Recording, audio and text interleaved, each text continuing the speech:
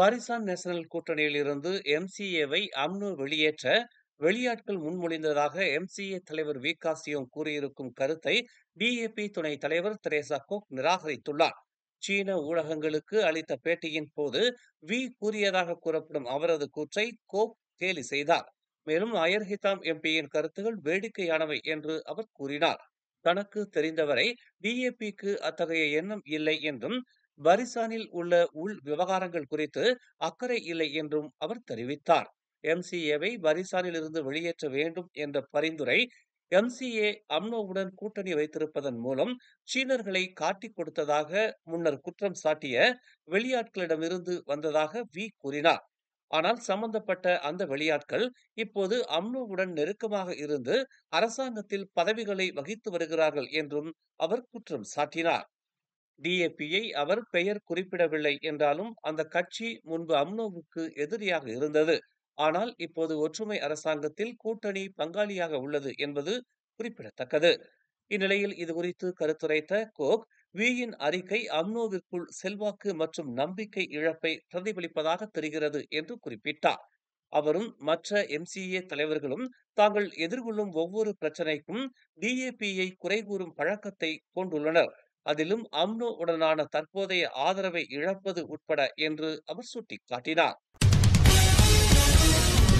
இம்மாதம் 1ஆம் தேதி முதல் நாடு முழுவதிலும் அமலுக்கு வந்துள்ள குறைந்தபட்ச சம்பளம் இப்போதைக்கு மிகவும் நியாயமான ஒன்றாக இருக்கிறது என்று மனிதவள அமைச்சர் ஸ்டீவன் சிம் தெரிவித்துள்ளார்.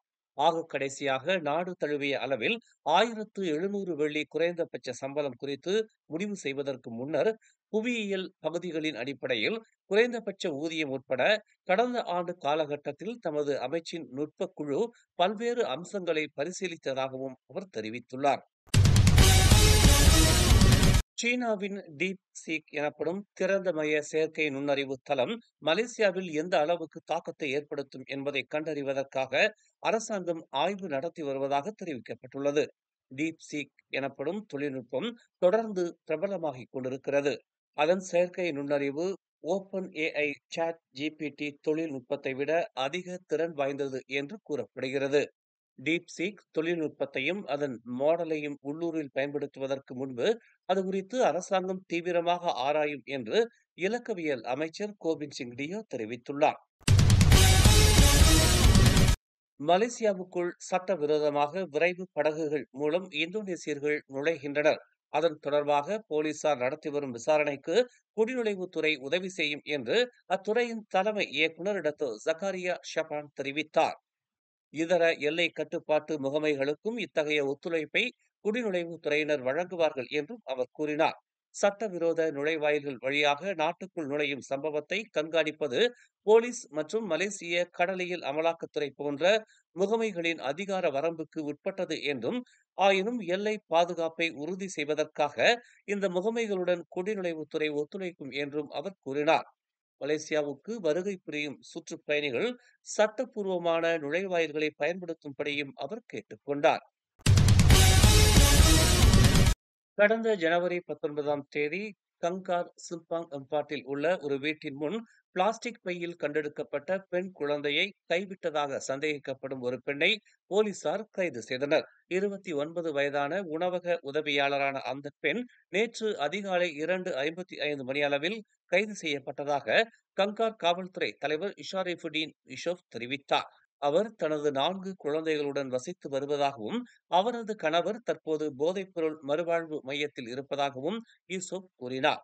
ஜனவரி 18ஆம் தேதி மாலை சுமார் 6:30 மணியளவில் சிம்பாங் எம்பாட்டில் உள்ள வீட்டில் உள்ள கழிப்பறையில் அவர் தானாகவே குழந்தையை பெற்றெடுத்ததாக நம்பப்படுகிறது. அடுத்த நாள் அதிகாலை 4:30 மணியளவில் குழந்தையை கைவிட கம்போங் ராமாவில் உள்ள ஒரு உணவகத்திற்கு சென்று ஒரு நண்பருக்கு சொந்தமான காரில் பயணம் செய்ததாக நம்பப்படுகிறது என்று அவர் நேற்று இரவு ஒரு அறிக்கையில் தெரிவித்தார். மலாக்கா புக்கிட் ரம்பாய் தொழில்துறை பகுதியில் உள்ள மின்னணு கழிவுகள் மற்றும் மின்சார வாகன பேட்டரி சேகரிப்பு ஆலை நேற்று ஏற்பட்ட தீ விபத்தில் எரிந்து நாசமானது. தொழிற்சாலையில் மதியம் 12:50 மணியளவில் தீ விபத்து ஏற்பட்டதாகவும் உயிரிழப்புகள் எதுவும் ஏற்படவில்லை என்றும் மலாக்கா தீயணைப்பு மற்றும் மீட்புத்துறை தெரிவித்துள்ளது. மேலும் செய்திகளை தெரிந்து கொள்ள தமிழ் மலர் நாளிதழை பாருங்கள். எங்களோடு இணைந்திருக்க மலர் டிவியை பதிவு செய்து கொள்ளுங்கள். உறவுகள் மகிழ்ந்திட விருப்பம் மற்றும் பகிர்வு சேவையை சொடுக்கிடுங்கள்.